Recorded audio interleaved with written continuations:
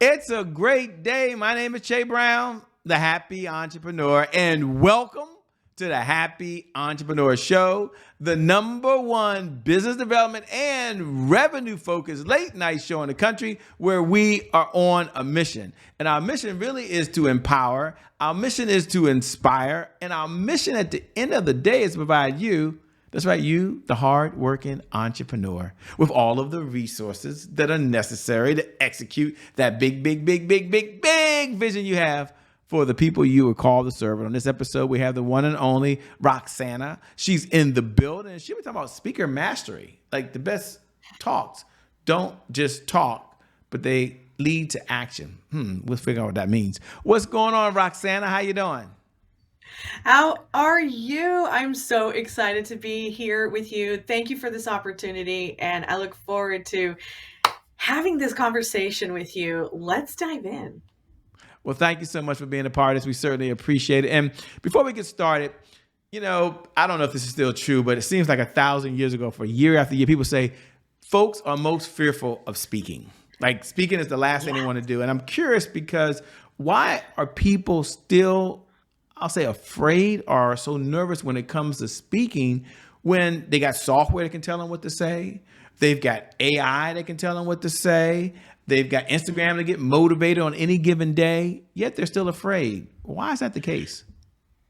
Well, it's interesting that you said that because most people are afraid of public speaking more than they are of dying. And that means people would rather be in the casket than reading the eulogy. It blows my mind. So I have been studying behavior and communication my entire life. And I've come to find out that it has a lot to do with this principle. Being silenced is something that has happened to us as a culture. And here's what I mean. Remember when you were just a little kid and you'd run into the room, you're like, mommy, mommy, mommy, I need this. Not now. Not now, Chase. I gotta go. I'm busy. Go to your room, right? Or you're having an emotional moment and you're upset, you're crying, or you're angry, or whatever you're feeling. And someone said, be quiet. Someone said, go to your room. Someone said, stop acting like that. Grow up, right? Or you go to your classroom. The teacher says, who knows the answer? You raise your hand. I do, I do. And what comes out of your mouth is incorrect. And then the little kids laugh at you. The teacher says, wrong, sit down. And so there becomes this culture that when we speak, we're silenced. When we're incorrect, we find out we're wrong, and it becomes this experience that acts like trauma, PTSD in the body, in your vocal cords. But it's not the vocal cords, it's in the brain. And so I work with my clients to break that, to teach them the tools to use their voice again. And when I remind them where in their body their voice lives, then they're able to completely break through that and walk forward and start speaking, whether it's to their audience, their clients, their family, their friends. It doesn't matter where it is. Now you can start using your voice again because it's no longer attached to something about right or wrong. Does that make sense? That makes a lot of sense. And what do you say to the person who's watching? We have a number of folks who are dualpreneurs. They work a full-time job and they're a full-time entrepreneur. And they're like, okay, Shay, I'm in this entrepreneur world now and I'm forced to do some speaking, okay? Don't worry, we'll get into Roksana's backstory because I know y'all are curious, who is this woman? Who's talking to us now? We'll get into that in a moment. But some of you are like, wait a minute, Shay, I'm a business owner. Can you let her know that? And I'm thrown out there to have them to talk. And now they want me to get on camera. So my question to her, Shay, is there a difference between me talking on camera, because it's kind of weird, versus when I'm there, I feel like I can see people and feel people. Now, this is not a counseling session. I know you're all at different places and different spaces, but maybe she'll answer the question. What would you say to that person who's watching right now? This is so easy to answer. So, how many of you ever had, or let me ask you, Che, specifically, have you ever had a conversation with a friend over dinner or coffee? Yeah. Yeah, right?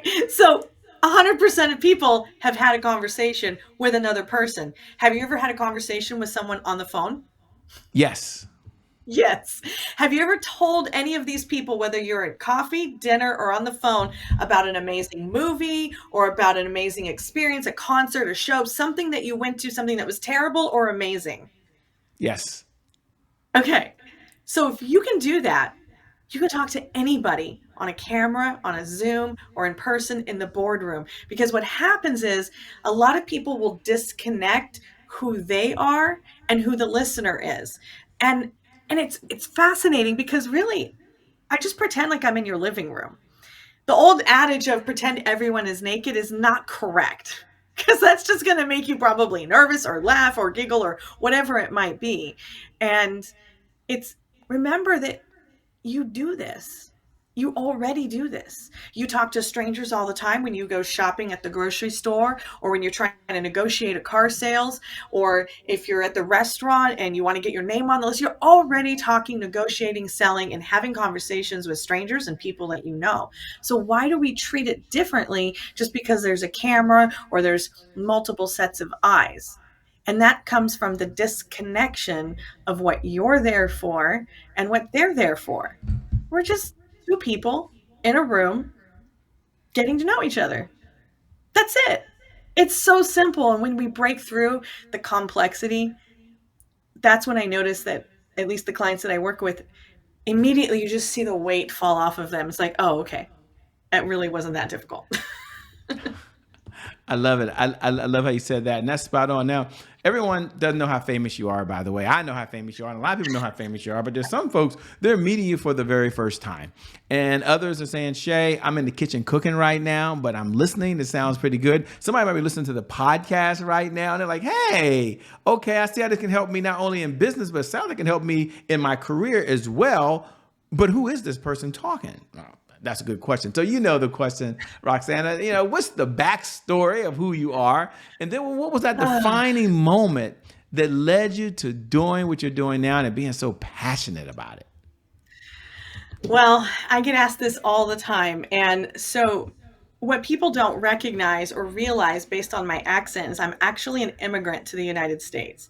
So, English is my second language. And I remember very specifically that moment when I walked into the living room. Now, I do have some American relatives, so I'm mixed, but I, when I came to America and I stepped into the living room of my grandparents who didn't speak my language and I didn't speak English, there was a disconnect. There we go again, raising your hand in school, sit down, you're wrong.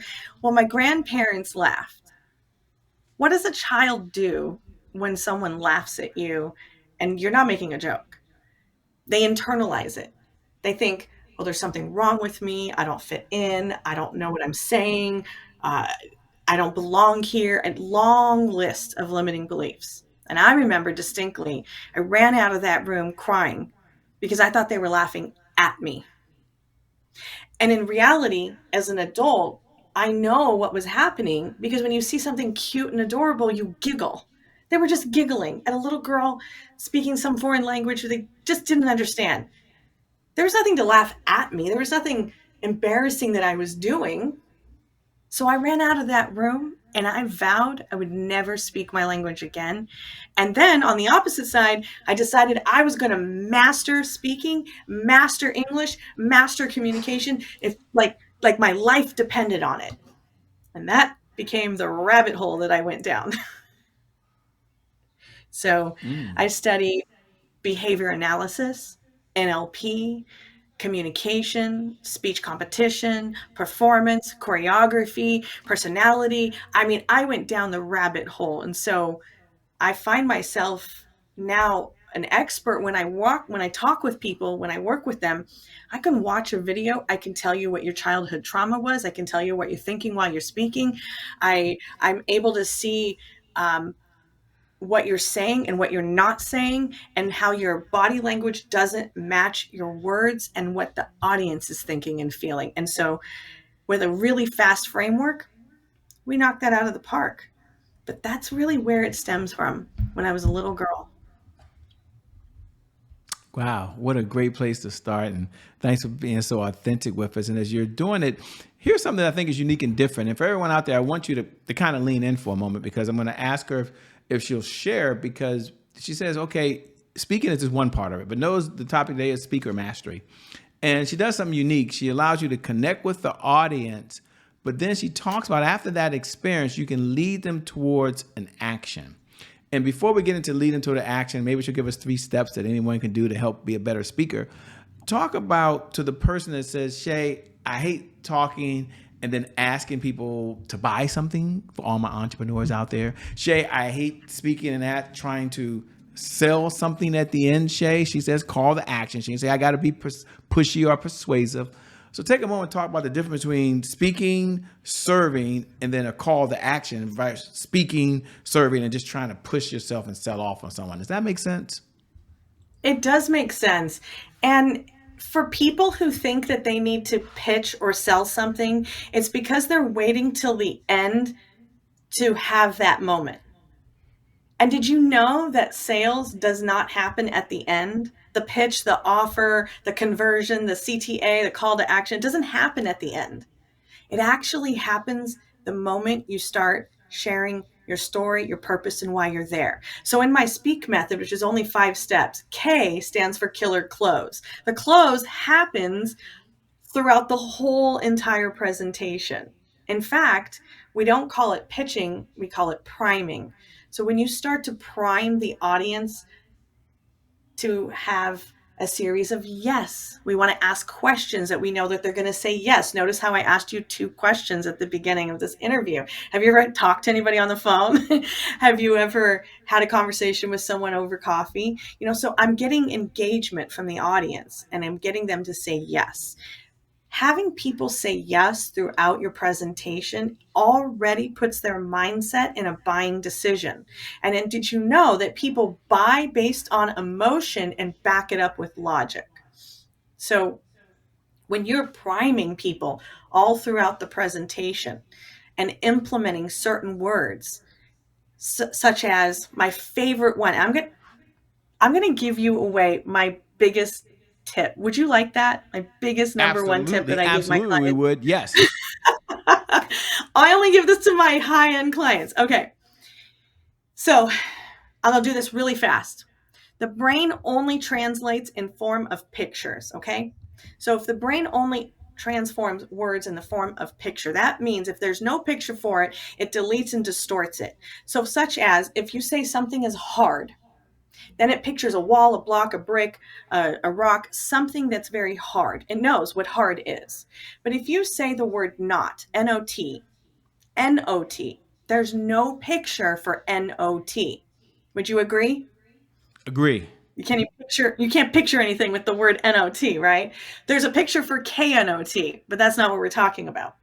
So now let me ask you, Che, if I was to say, if something is hard and something's not easy, is it effectively the same meaning to you? Yeah. If it's not easy and it's hard, effectively it's the same meaning.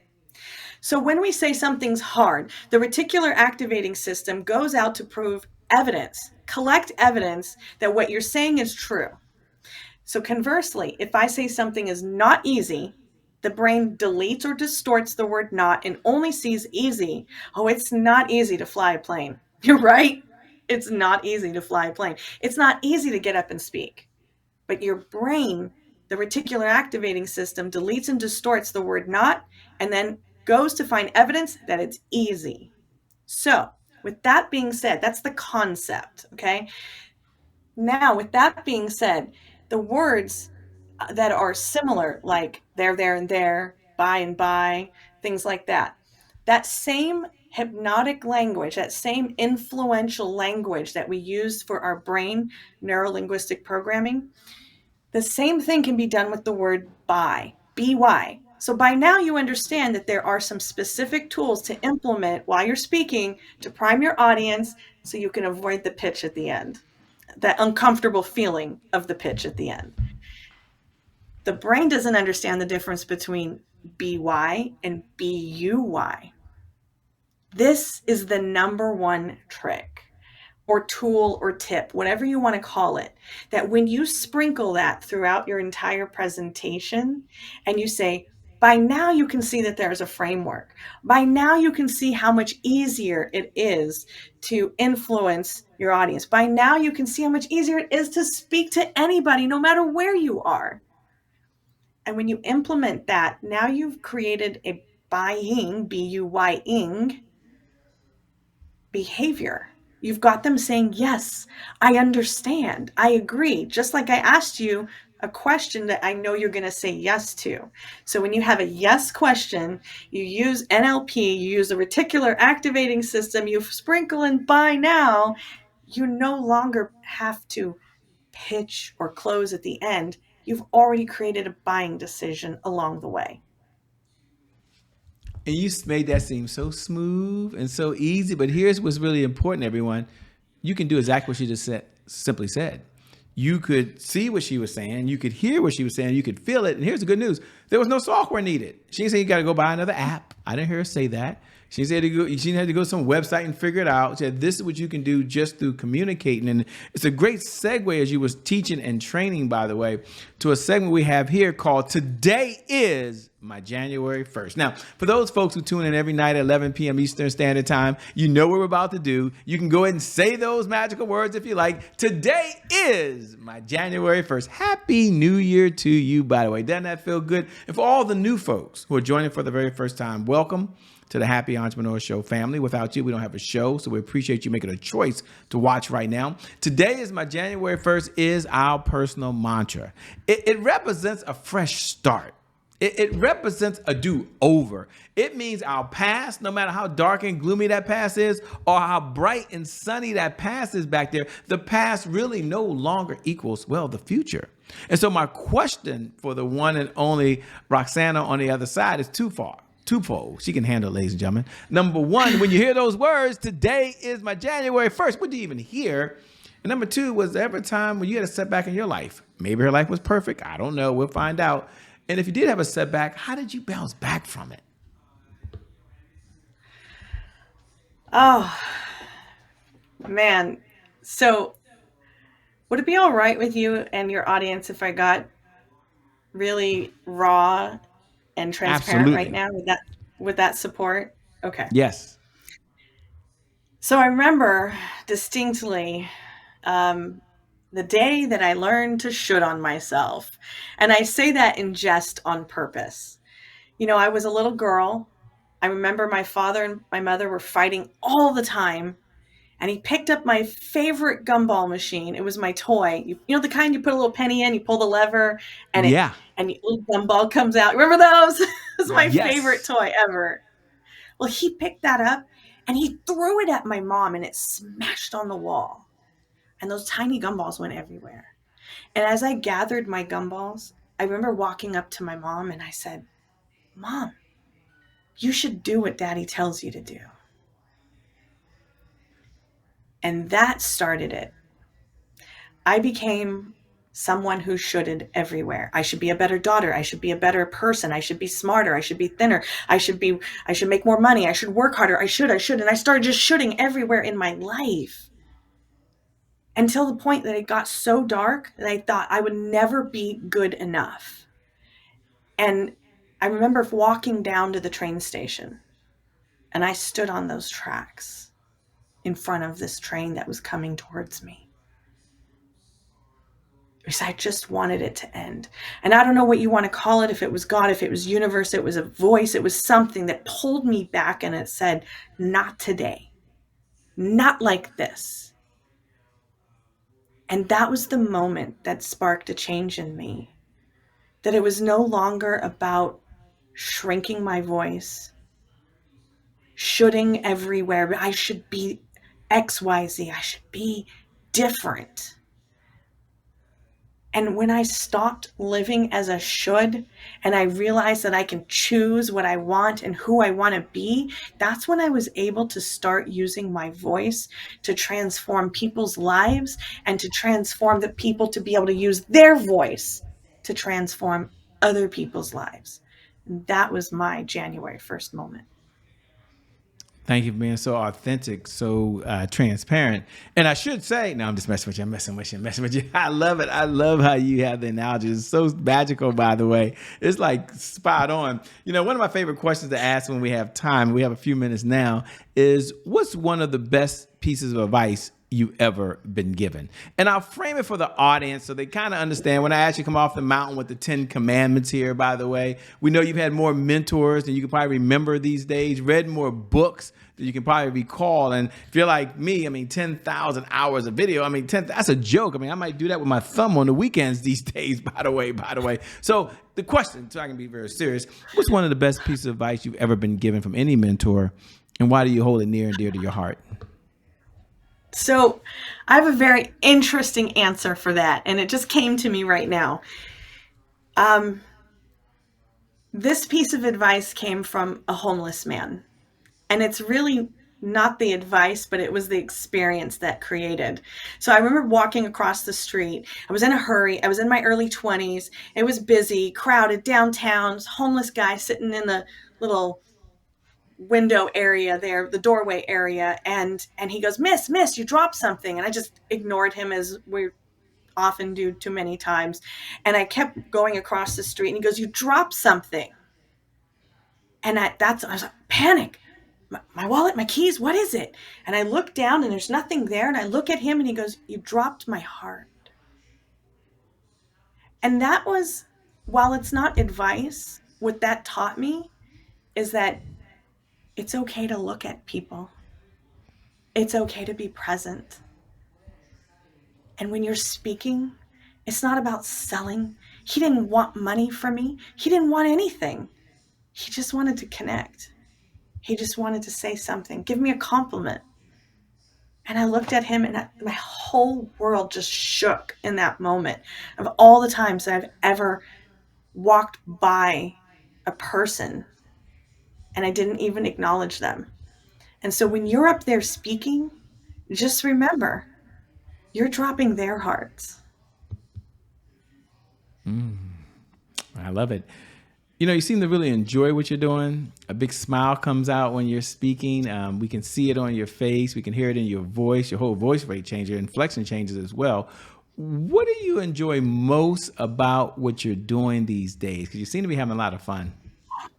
Oh, I love speaker audits. Like, I love that. We get a video of somebody, we watch it together, especially if it's yourself. You as the speaker will watch the video, and then I can break it down, what's working, what's not working, and how to support that. And my second favorite, because they're really right there at the top of each other, is stage choreography. You know, they say communication is 93% nonverbal. But most people are worried about the 7% on the script, which makes no sense to me. And so I love stage choreography and getting people to embody their words, their language, so they can memorize their script easier without it being in their brain, it's in their body, but then understanding how to use their space, even if it's on a Zoom or in person. And those are my two favorite things, even though you asked for And, one.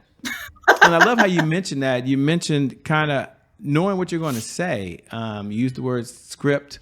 And for some folks, you know, they might have cringed. Oh my gosh, it takes away my individuality. It takes away my spontaneity. It takes away. Now, not everybody. Some of you, you're embracing it. I know. You're like, whoa, I'm all in, Shay. I like that. Yeah.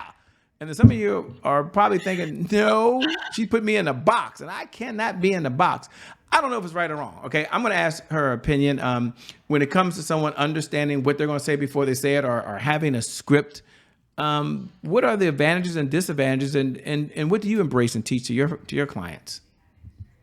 So first of all, I don't teach script. I teach Okay. formula, and that allows for a person to be in their creative zone. So the formula is the SPEAK formula. SPEAK stand for the steps. And when you learn the steps, when you understand how to implement them, you know where the story lives on your body and your stage. When you understand how to engage with your audience, when you understand how to embed buying language, when you understand how to do those things, you get to still be authentic and show up as yourself. Case in point, I have a client who's not as dramatic as me, who's not as, expressive as me. She's a little bit smaller, but you know what? We can still play with her tone, her tempo, her pause, hand gestures. And my biggest quote is that if your hand gestures, if your gestures in general do not serve your purpose, fire it. Get rid of it. No Italian pizza maker hands, right? No pacing the Fitbit step pedometer. Like, we got to really understand. And here's the other thing I want to say about the person that questions being in a box. If you only speak in your lingo and not in the language of your audience, how many people do you think you're going to actually capture? So there is an audience listening style. And so it is the speaker's responsibility to make sure that the listener understands. It is a responsibility to stand up on that stage or in the Zoom and speak in such a way that it lands for people. Couples are arguing all the time because you talk in your language, but you forget there's another person who has another communication style. Just like love language, there's a communication style. There's a listening style. There's a learning style. So if you fail to speak in those styles, you're going to, 3/4 of your audience are not going to get you, follow you, and want to be involved in your movement. So I say it is not just, it's not just being in a box. It is a responsibility to be able to communicate to those people what your vision is in their language. Spot on. Said so well, Furious. man. I love it. Love how you bring it all together, by the way. When you're not on the stage or you're not teaching and talking about speaking, and I love how you always talk about connect first. That's, you always said everything you lead with is always about connecting with the other person. What do you do for fun? We're not out saving the world, helping speakers speak and connect and get paid. What do you do for fun these days? Well, I go sailboat racing every single week. I'm on a team here in Southern California. Oh, So we that's do cool. sailboat racing. And then to get because I'm a performer, I love to perform. So I do ballroom dance competitions and showcases on, usually out in front of an audience. And my favorite thing to do with dancing is I do Michael Jackson Thriller flash mob every year. Oh, man. That's a I lot do. of fun. I have so much fun with that. And I also teach it to some of my friends and family around the area. And so if you're in the Southern California area, you want to learn flash mob this year, let me know. Michael Jackson every year. I love it. You just can't go wrong. As we come down the home stretch, really a two-part question. Number one, what type of clients are you looking to work with these days, if any? I'm not sure if your firm's taking on any clients. And number two, how can folks best connect with you? I mean, how can they stay in this conversation over and beyond the time that you and I have right now? Where should they go? What website? How should they connect? What's the gift? I love it. Well, I'm all over social media, first of all. So Facebook, Instagram, my website, my whatever you want to look for, it's my name, Roksana Zaya. Now, remember, I spell it differently. It's Roksana Zaya, but I'm sure that you'll have the link for everybody that they can find out. But go under there. You can find me there. And here's who I'm looking for. I have no problem working with beginner speakers who are just getting out there for the first time. I work with them fast. But if you're already an existing speaker, I can tell you this. Within just 30 minutes of working together, we're going to identify the areas that are working and not working, and we completely reframe that so that when you go out there, you don't just speak with confidence, but you elevate the room. The conversions and the energy of the room is what creates a memorable speaker, is what creates conversions and sales. It's what creates a movement.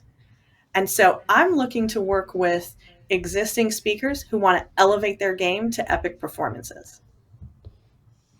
Thanks for all that you're doing, by the way. Thanks for being a part of here. I know you can always make more time, but you can't make more money. So you're giving us the most precious resource you have, which is your time. So thank you for being on the Happy Entrepreneur Show. Thank you, Che. I really appreciate it. And I had so much fun today. Thank you. And thank you to viewers. Thank you for tuning in, by the way, because without you, well, we don't have a show, by the way. So thank you. We know you have choices and you choose to be with us. Thank you so much, especially during these challenging times we're living in these days. I never get tired of reminding you every night at 11 p.m. Eastern Standard Time, no matter what you're going through in your life, whether you've been hit with the punch that you never saw coming, or maybe you're taking your life or business to a whole nother level. The one thing I do believe is that today is your January 1st. And because of just that one reason alone, I believe your best is still yet to come. Your best is yet to come. Your best is yet to come. With that being said, my name is Shay Brown. It ain't changed. The Happy Entrepreneur. We out of here. Peace. Thanks so much, Roksana. Bye-bye, everybody. Bye. See you next time.